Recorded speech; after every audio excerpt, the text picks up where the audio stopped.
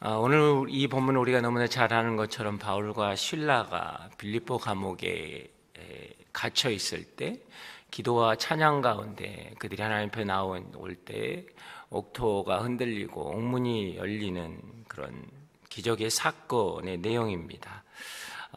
그래서 저희 오늘 이 일이 일어나게 된 배경들을 좀 이야기해 보면 바울과 실라가 길을 걸어가고 있을 때 귀신 들린 한 여종이 쫓아오면서 그들을 괴롭혔습니다. 그래서 바울이 예수의 이름으로 선포하고 귀신이 떠나가고 그 여인이 자유함을 얻게 되었습니다. 그런데 이 여종을 통해서 이 여종이 귀신 들렸기 때문에 점괘를 해서 수입이 났는데 이 여종을 통해서 돈을 벌었던 주인이 더 이상 수입이 나지 않고 본인에게 경제적인 손해가 생기게 되자 그들을 이끌어서 광장에 있는 시장에 있는 광장으로 데려가 관리들에게 고발을 하게 됩니다. 그래서 오늘 바울과 실라는 감옥에 갇히게 되는 것이죠.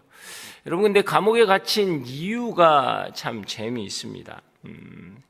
여종의 주인에게 경제적인 손실이 일어났기 때문에 손해배상을 요구하는 것이 아니라 이 주인은 공익을 훼손한다는 이유로 가두었던 것입니다. 유대인이었던 이 사람들이 로마인 우리 성에 들어와서 혼란케 하고 실천할 수 없는 어떤 풍습으로 로마인의 종교와 문화와 미풍양속을 무너뜨리고 있다라는 이야기를 했다라는 거예요. 여러분, 속내는 자신의 수입이 없어졌기 때문인데 명분은 인종과 종교의 갈등을 내세우고 있다라는 것입니다. 실제적으로는 자신의 이익을 위해서 한 일인데 표면적으로는 공동체와 종교와 문화를 위해서 했던 것처럼 말하고 있다라는 거예요. 사익을 추구했는데 공익을 위한다고 이야기를 했다라는 것이죠. 자, 여기서 여러분 질문 한번 드려보겠습니다. 여러분, 귀신이 셀까요? 돈이 셀까요? 여러분, 귀신이 무서울까요? 돈이 무서울까요? 여러분, 돈이 센 겁니다. 귀신은 바울이 하나님의 종이고 예수 그리스도를 증거한다는 걸 알았지만 매질을 하거나 감옥에 가두지 못했습니다. 그런데 이 귀신을 쫓아내는 일보다 더 힘든 싸움은 무엇이었습니까? 인간의 내면에 숨어있는 그 탐심과 이기적인 욕망이 귀신보다 훨씬 더 무섭다라는 것을 발견했다라는 거예요. 돈에 빼앗긴 그 마음을 가진 사람이 귀신의 존재보다 더 무서운 상황을 만들어냈다라는 것이죠. 여러분, 우리는 어떻습니까? 때로 우리의 삶은 어떻습니까? 우리 마음 가운데 상한 감정이나 기분이 나쁘고 내가 손해보는 것들, 화가 나는 것들이 있으면서도 그것을 우리는 어떻게 표현합니까? 공동체를 위해서, 아니 이 잘못된 것을 바로잡기 위해서라고 이야기한다라는 거예요. 애국과 애족을 이야기하면서 그 길을 걷고 있지만 결국 그 일은 자신의 이익이 손해가 났기 때문에 자신의 감정이 상했기 때문이라는 거예요. 우리는 때때로 그렇지 않습니까? 우리의 내면 세계에는 나의 어떤 감정, 자존심이 상해서 무너져서 화가 나고 속상한데 우리의 표현은 전혀 그렇지 않다라는 거예요. 아니, 어떻게 이런 일이 일어날 수 있냐고 그러면서 공공의 이익을 이야기한다는 거예요. 공동체의 비전과 발전을 이야기한다라는 거죠. 우리 모임에 이런 일이 일어나서는 안 된다라는 거예요. 그런데 그것을 추적에 들어가 보면 결국 나의 감정이라는 거예요. 내가 속상하니까, 내가 힘드니까, 내가 어려우니까, 내가 이해가 되지 않으니까, 내가 불이익을 당했다고 생각하기 때문에 그런 일을 하고 있다라는 거예요. 겉으로는 나라와 민족을 위해서, 공동체를 보호하기 위해서 고상한 가치를 내세우지만, 그래서 사람들을 자극하고 있지만 그것을 통해서 불법적으로 감금하고 무자비한 채찍을 하는 것을 정당화시키고 있다라는 거예요. 오늘 이 빌립보 사람들은 무엇입니까? 자신의 사익을 추구하기 위해서 공익을 내세우며 혐오와 핍박과 어떤 그 사람을 왕따시키는 것을 정당화시켰다라는 것입니다. 한 영혼이 어둠의 고통에서 벗어나는 것보다 돈이 더 중요하다고 생각하는 사람이었다라는 거예요. 사랑하는 여러분, 혹시 우리 안에는 그렇지 않습니까? 판단과 정죄와 혐오와 비판을 정당화하고 이기적인 욕망이 가슴에 가득한데 그 마음 안에 그것이 또아리를 틀고 있는 그 왜곡된 마음에 사로잡혀 있는데 우리의 겉모습은, 우리의 겉으로 표현되는 모습은 전혀 다른 표현을 하고 있지는 않습니까? 여러분, 이것은요 귀신보다 더 무서운 거예요. 마귀보다 더 무서운 것입니다. 우리가 예배 가운데 나아갈 때 이 연약함을, 이 부족함을 하나님께 온전히 마음문을 열고 나아가야 한다라는 것이죠. 그럴 때 예배가 회복되는 거예요. 그럴 때 기도가 회복되는 거예요. 그럴 때 찬양이 회복되는 것입니다. 이런 마음 가운데 사도 바울이 어떤 고난을 당했습니까? 23절 한번 읽어보겠습니다. 23절 다 함께 읽겠습니다. 시작. 관리들은 그들을 심하게 때린 뒤 감옥에 던져놓고는 간수에게 그들을 단단히 지키라고 명령했습니다. 여러분, 심한 매질을 당했다라는 거예요. 우리가 잘 아는 것처럼 그 당시 로마 군인이 쓰던 채찍은 가죽 끝에 어떤 금속이 달리거나 뼈 조각을 달아서 사람을 때리기 때문에 맞은 자국은 살갗이 찢어지고 살갗이 떨어져 나갑니다. 그것을 과연 몇 대 맞았을까요? 사도 바울이 생에서 여러분 40대에서 한 대 감한 매를 5번 맞았습니다. 아마 사도 바울은 생애 처음으로 오늘 40대에서 한 대 감한 매를 맞았을 것입니다. 이것은요 사람이 견디기 힘든 채찍질을 당한 거예요. 그리고 햇빛이 전혀 들지 않는 곳에 갇혀 있습니다. 이것이 얼마나 큰 중범죄로 취급당하고 있는지를 보여주는 거예요. 발에는 차코가 채워져 있습니다. 한 발자국 좀 움직일 수 없다라는 거죠.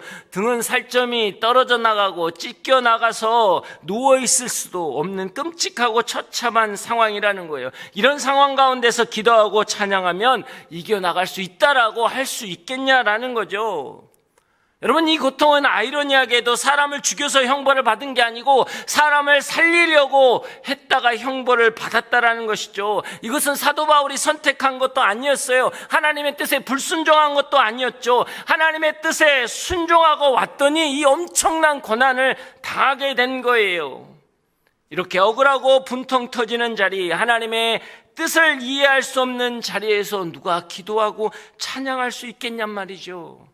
그런데 오늘 바울과 실라는 기도하며 찬양했다라는 것입니다. 오늘 저는 여러분하고 나누고 싶은 부분은 무엇이냐? 사도 바울이 극심한 고통 가운데 하나님께 간절히 기도하고 찬양했더니 옥문이 열리는 기적이 열렸다라는 그런 권면을 이야기하고 싶지 않습니다. 우리가 지금 힘들고 어렵기 때문에 이 자리에 나와서 오늘 찬양하고 기도하면 하나님께서 갚아주시고 회복해 하실 것이다. 이것이 오늘 성경의 본문이 이야기하고 있는 게 아니기 때문이죠. 바울이 빌립보에 처음 왔을 때 자주 옷감 장수였던 루디아를 만납니다. 그리고 또 길거리를 갈 때 귀신 들린 여종을 만났고 오늘 빌립보 감옥에서 간수를 만났습니다. 이 세 부류의 사람이 예수를 믿게 된 계기가 뭐냐면요, 사도 바울의 기도와 연관이 있다라는 것입니다. 사도행전 13절 말씀 한번 읽어보겠습니다. 13절 다 함께 읽겠습니다. 시작. 안식에 우리는 혹 기도할 곳을 찾을 수 있지 않을까 하는 기대감으로 성묵방 강가로 나갔습니다. 우리는 이곳에 앉아서 거기 모여있던 여인들에게 말씀을 전했습니다. 안식일에 그곳에는 유대인들이 있지 않기 때문에 회당이 없었다라는 거죠. 그래서 기도할 곳을 찾으러 가려고 성문 밖 강가에 나아갔을 때 여인들을 만났고 거기에서 하나님을 경외한 루디아를 만났다라는 것입니다. 기도하러 나간 발걸음이 한 집안을 살리는 걸음이 되었다라는 것이죠. 16장 16절 말씀 한번 읽어보겠습니다. 시작. 어느 날 우리가 기도하는 곳으로 가다가 귀신 들린 한 여종을 만나게 됐습니다. 그 이는 많은 돈을 벌어 주었습니다. 자, 귀신 들린 여종도 또한 똑같습니다. 어느 날 또 동일하게 기도할 곳으로 가고 있던 그 시점에 그 여인을 만났다라는 거예요. 근데 그 여인이 소리 질러서 이들은 높은 하나님의 종이고 구원의 길을 열 자라는 이야기를 하면서 괴롭혔거든요. 그래서 사도 바울이 나사렛 예수의 이름으로 선포해서 귀신이 떠나가는 역사가 있었다라는 것이죠. 기도하러 가는 발걸음이 한 여인이 어둠의 권세 가운데 붙잡혀 있는데 그것을 벗어나게 하는 발걸음이 되었다라는 것입니다. 그리고 오늘 본문 25절을 한번 읽어보겠습니다. 25절 시작. 한밤중이 됐을 때 바울과 실라가 기도하며 하나님께 찬송을 부르자 다른 죄수들이 귀를 기울며 듣고 있었습니다. 그러고 나서 큰 지진이 일어나 하나님의 놀라운 역사가 일어났다라는 거예요. 여기서 분명히 우리가 알아야 할 게 있습니다. 사도 바울은요, 어떤 간절한 목적성을 가졌거나 결단이나 결심을 가지고 어떤 특별 기도를 했거나 작정 기도를 한 게 아니라는 거예요. 일상의 기도의 자리에서 하나님의 역사가 일어났다라는 것입니다. 안식일에 늘 하던 대로 기도하는 그 순간에 하나님을 경외한 사람을 만났고 그 가정이 세례를 받고 구원을 받는 역사가 있었다라는 거예요. 늘 하던 대로 기도하면 길을 가던 길에 여러분 그곳에서 어둠의 권세에 붙잡혔던 여인에게 자유를 해방을 선포할 수 있었다라는 것이죠. 비록 내가 감옥에 갇혔지만 늘 기도하던 그 습관을 쫓아서 그들이 찬양하고 기도했을 때 옥문이 열리고 간수와 가정이 구원을 받는 놀라운 역사가 일어났다라는 것입니다. 여러분 그렇습니다. 우리의 삶 속에 여러분 특별히 우리가 간절히 기도하고 애통함으로 나와서 하나님의 역사를 경험할 수 있지만 여러분 대부분의 사건은 일상의 습관처럼 기도할 때 그 기도의 자리를 지켰을 때 하나님은 거룩한 역사가 일어난다라는 거예요. 여러분 복음이 유대인에게서 이방인에게 넘어갔던 그 놀라운 사건이었던 가이사랴에서 베드로가 로마 군인 백부장 고넬료를 만날 때도 여러분 보셔야 합니다. 그때가 언제입니까? 베드로가 늘 기도하던 그 시간에 지붕 위에 올라가서 기도하고 있을 때 환상을 본 거예요. 어떤 작정하고 특별 기도를 할 때가 아니라는 겁니다. 예수님께서 겟세마네 동산에 올라가셔서 인류의 모든 죄를 지고 기도했던 그런 역사적인 사건, 그러나 그 사건은요, 그때 그 당시에 기도 제목은 여러분 특별한 기도 제목이었어요. 그러나 그 기도 시간은 특별한 시간이 아니었어요. 예수님이 사역을 하면 늘 습관을 좇아 기도하던 그 일반적인 기도의 시간 가운데 여러분 그 역사가 일어났다라는 거죠. 우리가 이것을 놓치고 살지는 않느냐라는 것입니다. 영적으로 정말 중요한 것은 일상적인 기도의 삶이라는 것입니다. 하나님께서 우리에게 말하고 싶은 게 그거예요. 하루하루 일상 가운데 우리의 호흡이, 우리의 기도가 우리 삶의 역사에 여러분 반석이 되는 거예요. 스텝이 되는 거라는 거죠. 항상 기도한 것을 찾았던 바울과 실라가 그들을 가두고 있던 감옥을 늘 기도하던 그 습관으로 기도할 때 성전으로 바뀌었다라는 것입니다.